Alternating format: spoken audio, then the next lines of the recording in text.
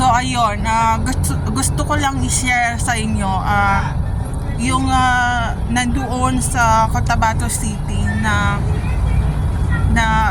imaw rin na sa bodega na nagbabantay. Twins din yun ng asawa ko, yun ni James yun.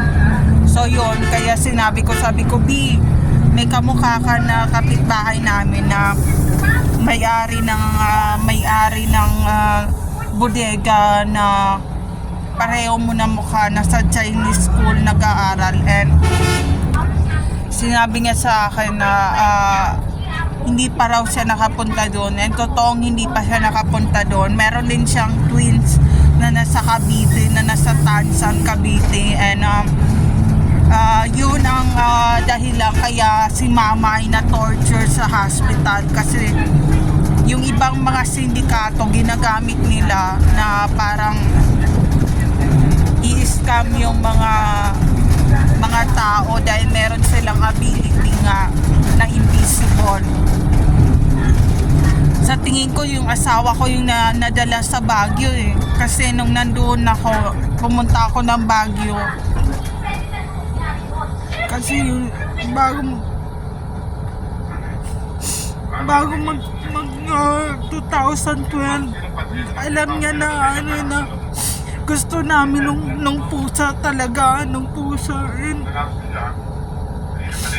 sa Baguio siguro siya dinala, and tumaba siya compare sa dati, and hello niya ako doon sa apartment, and sabi niya,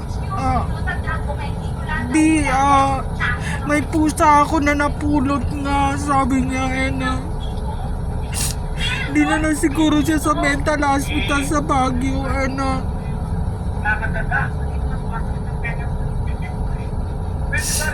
siguro nawala na siya talaga, nag-invisible siya para hello sa akin, and sinabi niya na kahit anong mangyari, huwag kayo lumipat na kahit anong reliyon, yun ang sinabi niya. And tinanong niya na, sabi niya, kumusta na si Hiro, si Gabi, ganyan. So ayun,